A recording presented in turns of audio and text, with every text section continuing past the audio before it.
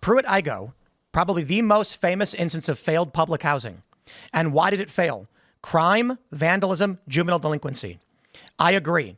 If we were to create a massive 33-building, 11-story complex, housing, cheap for people who can't afford it, to replace tenement housing, it can work if you go to the people who are destroying it and mercilessly beat them in public when they do. Because that's how Singapore maintains what you're talking about. You keep Econoboy wants light beating. What about the city of Houston, Tim? You keep trying. What about the city of Houston, Tim? You keep trying. What about the city of Houston, Tim? You keep trying to exclude the enforcement of law from the things we're spending money on. I didn't. I just said you need an enforcement of these things. I just don't think beating them in the street is right. What about the city of Houston, I agree. Tim? We don't need to beat them in the street. The point I said was don't use Singapore as an example because that's how they enforce it. I used Houston as an example. Then we agree that if Houston has social enforcement, you will lose your house if you vandalize it. You will be kicked out. Then people stop doing these things. Yeah, well, Tim, we have in these cities like Portland needles all over the street. Yeah. We can compromise on compassionate beatings. Well, Tim, I mean, obviously, I don't know that. Look, I'm not. I'm from Texas, not Portland, right? So maybe I remember I had a friend. This is a funny story. I had a friend who she from Texas as well. She worked in San Francisco for a while, and she's super woke, liberal, socialist type. And she comes back from San Francisco, and she's like, honestly, they're way too far. Like they're way more woke than even like your Texas socialists, I guess, which is kind of funny to think. So I'm from Texas. I'm not from San Francisco. If you say, hey, you can't like start beating the shit out of people and breaking windows and doing drugs if you're going to be in social housing, I'm not going to have a huge problem with that. If we look at the city, beatings. Well, yeah, if we look at the city of Houston, which is why I use that as an example. This is a city that can't raise a lot of taxes. They have to come up with creative solutions to do things, and they did that. And obviously, they did that without the extreme social policies of Singapore, right? But still enforcement. But Tim, I've never said we shouldn't enforce. I didn't say you did. I said don't use Singapore as the example because they do. Tim, what did I use Singapore as an example for? Public housing market. Yeah. And I said, don't use it as an example because they maintain it by beating people in public. Through vicious beatings, not compassionate They also maintain it through public investment. We're three communists here sharing our love of communism. This is sarcastic for the sake of the clippers. Say it one more time, and that'll be last. You don't need to spend as much money on property when it's not being vandalized because you beat the people mercilessly in public if they do. Okay. If the cost of Pruitt-Igoe was $100 million to fix because of the vandalism, and the cost to fix the Singaporean is $1 million because of the merciless beatings, one can be sustained and one cannot. Yes, we need to be centrist about this. I must say this. I must add, I can solve the gang violence and shooting problems in Chicago like that. I'm curious. Constitutionally? No. If the punishment for shootings in Chicago was they would force you to wear a diaper and a baby bonnet and make you crawl across Roosevelt Avenue while saying, I'm a big baby boo-boo on camera while everyone got to watch and throw popcorn at you, not a single one of these people would commit that crime. I disagree. There's sexual fetishists out there that would enjoy this. So. You're correct. Tim wants to bring back the tomato. My point is, public shame. a lot of what people assume is gang violence in Chicago is actually honor shootings. Sure. When people feel disrespected, they kill each other. And this is a total aside. I just wanted to bring it up in the context. No, you're right. If we did have cruel and unusual punishment, and what I mean by that is not torturous, maiming, or anything like that, but literally, we're going to make you wear a diaper and bunny hop down the street, and then you're done. Sure. That's all you do over one weekend. People would be like, hell no, I ain't coming that But crime. Tim, this is where we get into an argument about authoritarianism versus liberalism or libertarianism philosophically, where are we talking about like an individual society where people are free to live with maximal liberty, or are we talking about an authoritarian society? And here's the thing, as much as I'm for compassionate beatings, I'm a huge fan of this, I still like living in a relatively speaking free society. This is why I can travel to see you. This is why I can, speak my mind on a public platform, all that kind of stuff. And so I'm looking for the balance between freedom and security, and I'm trying to do that as best as I can. That's kind of what we're arguing about from a policy perspective. But Econo, you say that I'm dragging away from things, but I'm going to drag it away one more time, okay? So let's say that ideally in major metropolitan areas, we allow cops, firefighters, EMTs, and retail and service workers who actually make the city function to live in low-cost housing so they can make the city function, okay? I get it, socialism, communism, whatever, check and spurg out. However, if we see a correlated collapse in the birth rate, where our major urban centers actually have a less than 2.15 birth rate, what I would probably say is that that's bad urban design It's a bad culture, and we shouldn't be incentivizing it. And I do think that the United States, not just the United States, I think the entire globe needs to stabilize from a population perspective in order for us to be a species. We can tie these two things together. Right? So, for instance, I think there was some evidence out of France. They studied their child allowance program, right? So it's like, hey, when you give people cash, like one of the reasons why people don't have kids, right, is because, well, they just don't feel like they can afford it, right? Obviously, that's a big reason. Or they might have less kids than they otherwise would have. Isn't that kind of like a... sorry, continue. But I feel like this is like a reported thing versus like a demonstrated thing, but I'll listen. Well, I was about to get to the evidence, right? So France had this child allowance program, and they essentially some mumbo jumbo with the study design. I don't want to get into it, but they found that this actually increased the number of French people by like millions of people over a long period of time. Right? What did? Well, their child beatings. We agreed on compassionate beatings, Tim. They're child benefits programs, right? Okay. Now that doesn't necessarily mean that France has like this booming population. It just means that they'd have a much lower than otherwise population if not for these benefits, right? And so the welfare state is perfectly compatible, especially when we're talking about the birth rate. Look, paid parental leave. How do we optimize that? All right. Well, I can tell you, right? Paid parental leave, cash benefits when you have kids, having baby boxes that we send to people. How do you reconcile that? Public school. How do you reconcile that with? So for instance, like all of these things, I think any sensible social conservative should be for. You should be for high quality early childhood education because you want a smart population. You should be for high quality education because you want a productive population. You should be for people getting socialized and becoming intelligent and all that kind of stuff and getting a good education. So these things I'm perfectly fine with.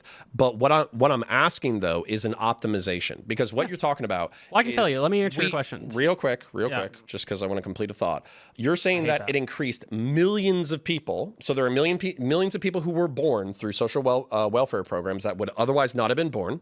That's awesome.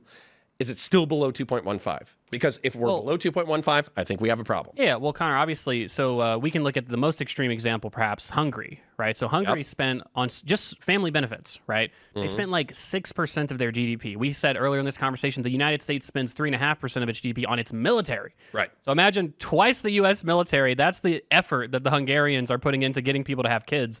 As a pronatalist, I will accept this as a part of your plan. Right. Now, I think we should have very generous child benefits, but obviously it's not a panacea. Right. For instance, like one of the reasons why didn't they bump up temporarily by like 0.1 or 0.2 and then they drop back down? It has like an all else equal effect. Like there's more people having kids in Hungary than otherwise. But obviously it doesn't completely reverse the problems. A lot of it is culture. Like, why do Mormons have more kids in Utah than like people in Texas? Well, they're going to populate the stars. Right. Yeah. Well, they have this sort of conservative fundamentalism, and they, on average, let's say they want to have more kids. So what you're saying is we should lie to people and tell them that if they have a ton of kids, we will all populate the stars. Yeah. Well, I mean, that's what I'm saying. Like, I do agree. Texas. Taxes.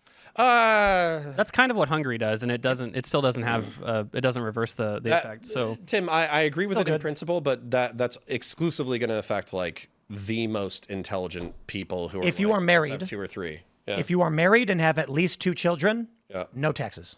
Well, but Tim, again, that's kind of what Hungary does, and it just doesn't, like, financial reasons are only. Still think it should be done. Well, yeah, but financially, like. Financial reasons are only so big a portion of why people are not having kids, right? Sure. And so even if we have a lot of benefits, they're not going to have a ton of kids altogether. I think that, Do you believe getting on a culture? Sorry, I know we're talking about economics; it's your strong suit. But getting onto culture, I feel like there is a antenatal popular like wing, especially on social media, of the left, where like liberals and progressives effectively say, your life is for you. There's no afterlife. So what you need to do is you need to maximize your pleasure in this life and you need to minimize your pain. Yeah. And so as a result, don't have kids. Sure. And so I think that this combined with the technologies of condoms and the technologies of birth control, that partially contributes to it. So for my thing is like, are you pronatal? Are you going to have kids? I mean, well, yeah, I don't want to talk about my family planning. Well, obviously. I want to. I'd hope I'd have kids one day. Okay. But anyway, the point is though, is that how old are you? I'm 28. Okay. Yeah. So not an old man like Conor over here. Yeah, but I have two. I have 2 kids. I actually do want to stress this too. I fully admitting I just had my first kid this year.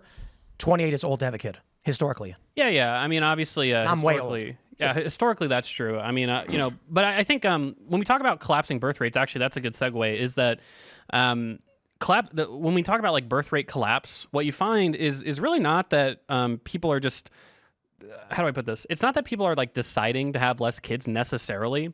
When you look at birth rates by age cohort, right, you see that It's delayed. well, essentially what you find is that the reason why we have birth rates declining is because teenagers aren't having kids anymore. Which right? is Overwhelmingly, the reason why birth rates are declining is because we don't have teenage pregnancy. 20-year-olds aren't either. Well, 20 to 24 are going down as well. And part of that is because, women entering the workforce, getting an education. I think that this is why it kind of bumps into what Conor was saying earlier, which is like, look, at the end of the day, the welfare state cannot solve all issues. And when we're talking about like, oh, women aren't having as many kids because they're deciding to work and get educations, I mean, like, what are we supposed to do about that, guys? Like, well, I mean, I don't see any women, but basically, my wife, thankfully, was like, "Hey, I love having kids. I like taking care of them when they're young. I want that to be my priority," and we just meshed on that. I've been very fortunate. Despite not being a rich man, my wife hasn't had to work since 2020. You mentioned the liberal idea of maximize your pleasure, minimize your pain. Hedonism. But I think the issue is that if you've never had a kid, you don't realize how much more. It's so much deeper. It's so much deeper. Like, I'm going to embarrass my wife right now. She was looking at our baby daughter and started crying because of just how much she loved the baby and how cute she was. And I started laughing, and then she smiled. And it's like, that is a degree of joy and happiness you don't experience without kids. And people are being told not to do it. Women are being told to go get jobs instead. I got to be honest. I kind of feel like when you look at a man or a woman looking at their children, or I'll tell you one of the most horrifying things. There was a viral video several years ago of a man holding his teenage son who died. And the sound he was making was like the wail of demons emerging from it. It was horrifying. Like the amount of emotion you get from children is being cut out from people who don't understand it. And we're telling women who have biological restrictions that men don't have to go get jobs instead. To go get educated and get jobs. And I'm fine with education and jobs for women so long as they're aware the idea of having it all is not the same for women as it is for men. Women have time that men have. Robert De Niro had a kid. He's like 70 years old or whatever. If you'll indulge me a quick emotional aside, okay? I served in the military. I enlisted in 2006. I got out in 2010. Very intense, very cool experience. It made people I loved. Very overall crazy thing. Got my 4-year degree, became a law enforcement officer, served for 4 years there. Also very intense, very crazy experiences. When I'm a rational person. I try to rationalize my emotions away from me, where if I feel a feeling, I try to process it real quick, figure out what it is, and then push it away. When I had a child, I was not able to rationalize my emotion. It's so overwhelming. It's so powerful that, yeah, I'm tired. Yeah, I'm grumpy. Yeah, I'm rude. Yeah, like all this kind of crap. But the kids are such an overwhelming, emotionally deep kind of thing that I think that getting drunk and trying to hook up with chicks or whatever, it's all, no offense to anybody in chat, but it's bullshit. And I'll just add too, bullshit by comparison. If that was not the case, human beings would have died off a long time ago. Sure. Well, I mean, I think to you guys' point, this is, I think, in some sense where people from the left kind of come from, where we have this sort of solidaristic empathy for that kind of situation, right? Like, I think children especially are the most defensible group to give welfare benefits to, right? Because obviously children don't choose to be born into poor families, even to the extent that we might think that they're going to be poor later in life because of generational poverty. Well, there's still a really, really strong reason. There's a very strong intuition, I guess, that most people have that, look, children just don't fundamentally choose their circumstances. And so they should be very well supported by the community. And in this case, I'm using the state as kind of a proxy of the community, that you get some sort of basic benefits when you're born as a child. But I would just extend, and to the point that you guys are making, I would extend that same thing over to all these other groups, people who have disabilities that aren't within their control. They should get a lot of support. People who want to retire. I'm a communitarian as well, not a communist, a communitarian. Yeah. And so that's exactly. So if we agree fundamentally on that kind of thing, like you said, it's just really a question of like how much should the benefits be? And I mean, I think mechanically speaking,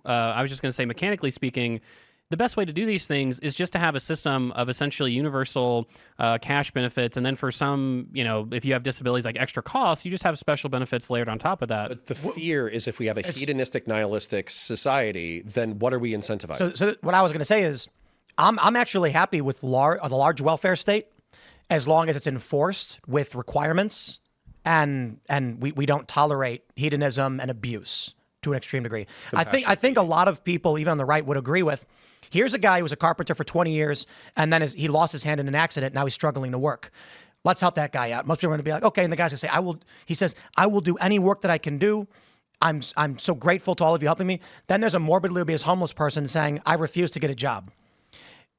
There's going to be a line where it's like, conservatives and most people are going to say, I think most people are going to say, I will gladly help anyone who's trying to help themselves and they need a lift up. But I don't like the abuse. Before you jump in, Conor, let me just respond to that. So a lot of conservatives will say stuff like that. They'll say like, I'm not saying you're a conservative, but like, a lot of conservatives will say stuff like that. They'll say, oh, well, I'll gladly help the deserving poor, right? The people who really deserve their benefits. But then there's this group of people who, I don't know if we agree necessarily, but that is a minority of people who get benefits, like a very small minority.